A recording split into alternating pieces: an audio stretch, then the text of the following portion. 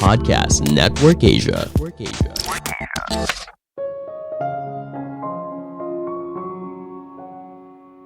Manusia bebas menentukan ingin jadi siapa aja. Ketika kamu mau jadi seniman, bukan berarti kamu tidak bisa jadi ilmuwan. Begitu juga sebaliknya. Halo semuanya, nama saya Michael. Selamat datang di podcast saya, Sikutu Buku. Kali ini saya akan bahas buku How to Think Like Leonardo da Vinci, karya Michael J. Gelb.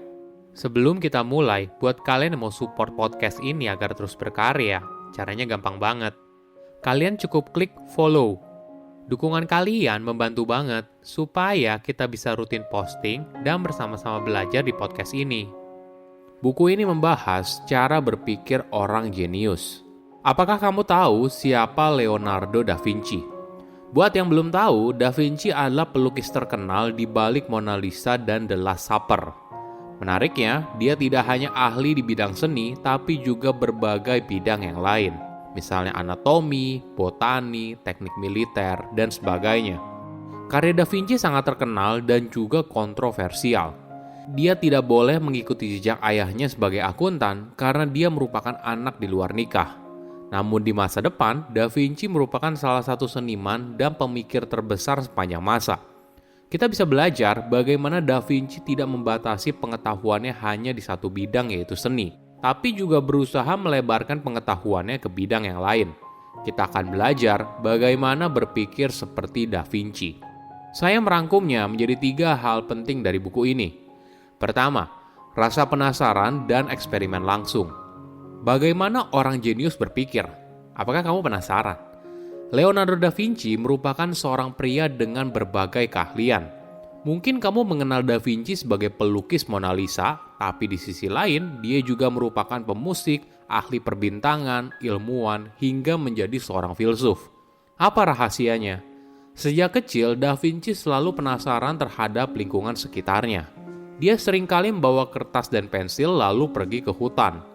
Di sana, Da Vinci lalu menghabiskan berjam-jam hanya untuk menggambar pohon, bebatuan, bunga, daun, dan apapun yang menggugah rasa penasarannya. Dia lalu menulis semua pemikirannya ke dalam sebuah buku catatan. Sebagai gambaran, selama hidupnya, Da Vinci telah menuliskan sekitar 7.000 lembar. Misalnya, Da Vinci sering penasaran bagaimana burung bisa terbang. Kenapa ada bentuk lingkaran ketika batu dilempar ke air? Pada dasarnya, kita juga punya rasa penasaran yang tinggi. Mungkin bisa dimulai dengan mengajukan pertanyaan. Misalnya dengan latihan 100 pertanyaan. Cobalah tulis ke dalam buku catatan 100 daftar pertanyaan yang menurut kamu menarik. Kamu bebas menuliskan apa aja. Nah, bisa seperti ini nih. Apa keahlian terbaik yang saya miliki? Atau bisa juga pertanyaan yang mendalam seperti apa makna dan tujuan saya lahir di dunia. Dari 100 pertanyaan tersebut, lalu pilih 10 pertanyaan yang menurutmu paling berpengaruh, kemudian urutkan. Ingat, orang hebat bukanlah orang yang punya semua jawaban, tapi orang yang selalu bertanya. Dengan mengajukan pertanyaan yang tepat, maka kita akan bisa menghasilkan jawaban yang lebih baik. Jangan takut dianggap bodoh karena bertanya. Bahkan banyak penemuan besar di dunia dimulai dari pertanyaan, bagaimana jika? Sebuah ide hanyalah sebuah ide apabila tidak diwujudkan dalam dunia nyata. Melalui percobaan dan eksperimen, kita akan belajar melalui pengalaman. Teori tentu saja penting, tapi praktek tidak kalah penting. Misalnya untuk memahami struktur tubuh manusia. Da Vinci membedah sekitar 30 tubuh manusia dan tubuh hewan yang tidak terhitung jumlahnya. Dia lalu membuat gambar bagian tubuh tersebut di buku catatannya. Inilah alasan kenapa sketsa tubuh yang dibuat Da Vinci begitu sempurna dalam lukisannya. Tentu saja tidak semua eksperimen berhasil, banyak sekali yang gagal. Namun jangan jadikan hal tersebut sebagai penghalang kamu untuk terus mencoba.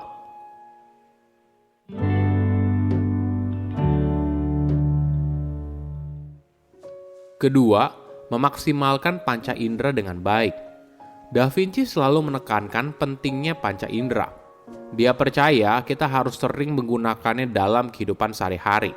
Semakin rutin kita menggunakannya, maka kita ibaratnya memaksa diri kita untuk fokus di momen ini. Contohnya gini, kapan terakhir kali kamu berdecak kagum atas keindahan bulan dengan bulatnya yang sempurna? atau langit yang dipenuhi bintang-bintang? Kapan terakhir kali kamu makan tanpa tergesa-gesa, sehingga kamu bisa menghargai setiap rasa yang muncul? Da Vinci pernah mengatakan, sangat menyedihkan ketika kebanyakan orang tidak menggunakan indera mereka dengan benar. Mereka biasa makan hanya untuk mengisi perut tanpa merasakan sensasinya. Mereka biasa berbicara tanpa berpikir. Mereka biasa mendengarkan tanpa merasakan. Cobalah belajar untuk lebih peka dengan panca indera yang kita miliki. Seringkali kita terlalu sibuk menjalani hidup, hingga akhirnya kita lupa untuk hidup. Jika kamu ingin menikmati hidup seutuhnya, maka gunakan panca indera kamu dengan baik dan nikmati setiap momen kehidupan dengan maksimal. Ketika kamu Google lukisan Mona Lisa, maka kamu akan melihat banyak orang merasa kalau lukisan itu sangat misterius. Tidak ada yang tahu rahasia senyum Mona Lisa hingga saat ini.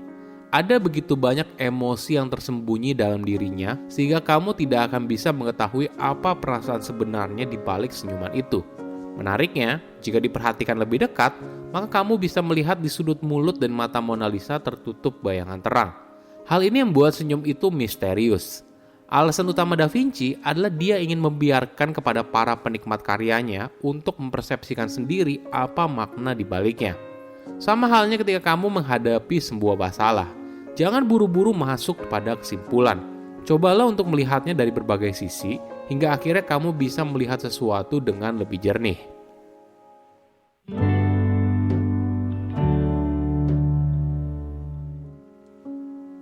Ketiga, menggunakan otak secara penuh.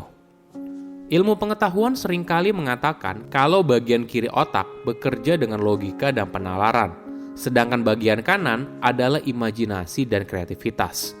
Namun Da Vinci percaya kalau seni dan sains bisa berjalan bersama.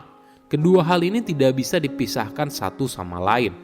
Misalnya dia mengamati secara cermat bagian tubuh manusia, air yang mengalir, dan sebagainya. Lalu menggunakan informasi itu untuk mengekspresikan karya seni. Da Vinci selalu menekankan untuk menggunakan seluruh bagian otak dalam berpikir.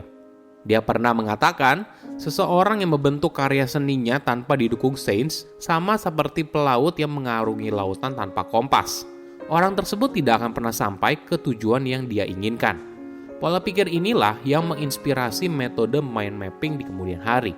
Kamu dapat menggunakan metode mind mapping untuk banyak hal. Misalnya menentukan tujuan pribadi, perencanaan harian, dan pemecahan masalah. Namun penerapan mind mapping yang paling luar biasa adalah ketika dilatih secara teratur, maka akan melatih kamu untuk menjadi pemikir yang lebih seimbang. Apakah kamu pernah dengar soal big picture?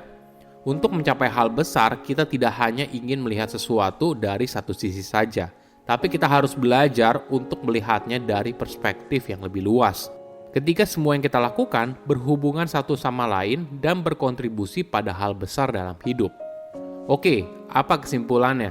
Pertama, orang jenius rajin menulis hasil pikirannya. Sejak kecil, Da Vinci selalu penasaran terhadap lingkungan sekitar.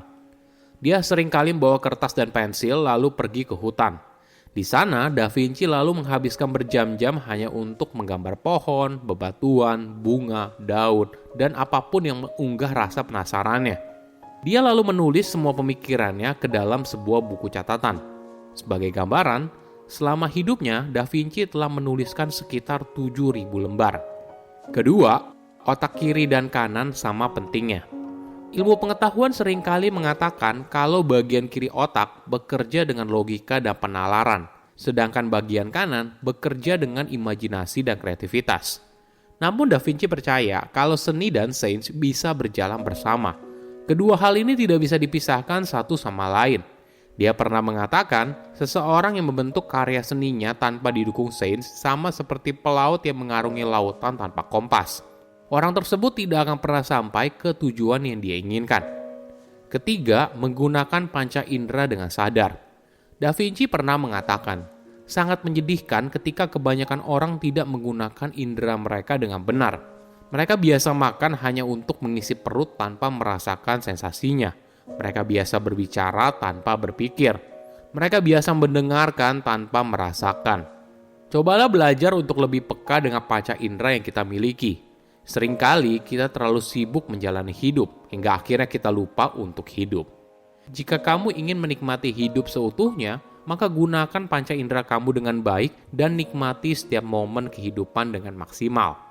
Saya undur diri, jangan lupa follow podcast Sikutu Buku. Bye-bye.